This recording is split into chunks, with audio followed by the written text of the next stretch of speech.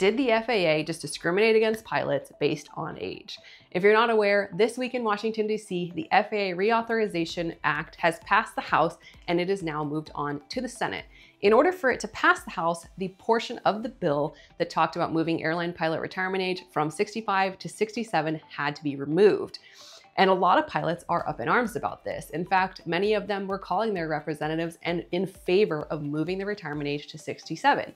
And on their side of the argument, they were saying, I'm still very fit to fly. People are really not that old at 65. People are able to control their own health nowadays with their lifestyle choices.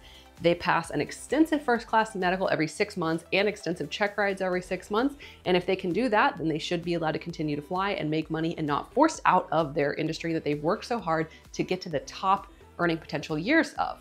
Now, on the other side of the house, we have this part of the equation about ICAO. So basically the International Civil Aviation Organization, and they kind of handle the same things the FAA does, but just internationally.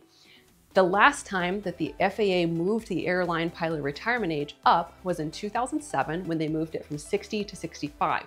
And they did that after ICAO had raised the retirement age. So they were just matching the international standard for airline pilots. Right now, ICAO has stated that they are not moving the airline pilot retirement age up. So the FAA would be an outlier.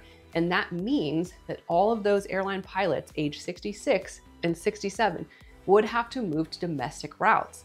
Now, the airlines would have to retrain them into different airframes at their own expense, using their sims, their instructors, which is a limited resource that they're already struggling with right now. And also, there's data that shows that 40% of airline pilots age 64 are on some kind of medical leave or extended PTO or disability. So the airlines are saying, and ALPA was strongly against moving this age up, they're basically saying that this doesn't make any sense and it puts a huge burden of cost on the airlines because they're not matching ICAO and instead going beyond what ICAO has as the airline pilot retirement age. Now, I understand both sides of the house. It's really interesting to think about. Right now, it looks like the airline pilot retirement age is going to stay at 65. So let me know what you think in the comments.